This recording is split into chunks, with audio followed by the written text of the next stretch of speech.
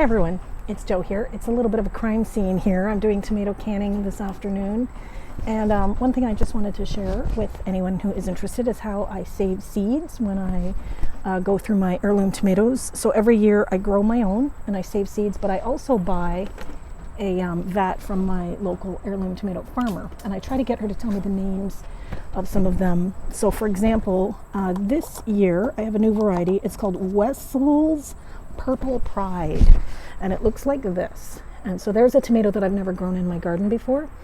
So what I typically do is I get some little containers like this, and I write on them Wessel's Purple Pride.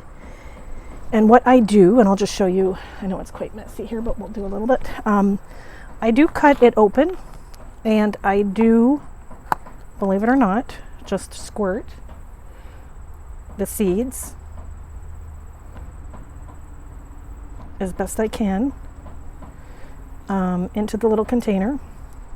You got to remember, you can save zillions of seeds with one tomato. Like, it's really quite spectacular. Once you save them, you can Google how to ferment. So you just leave them in these little containers.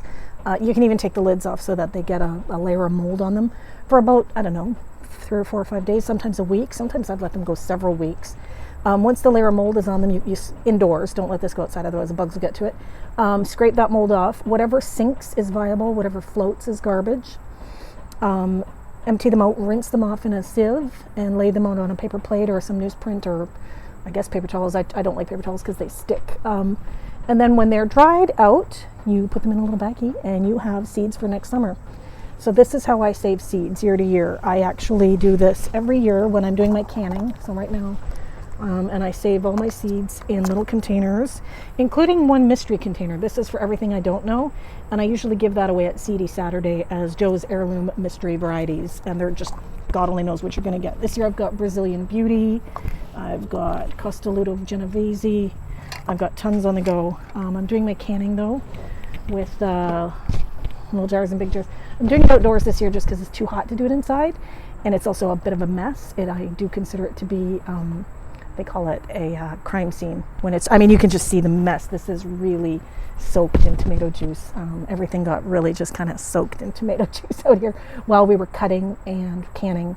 And over here, I don't know if I can, you can see back here is where I've got my canner on an induction heater, and it's just boiling away.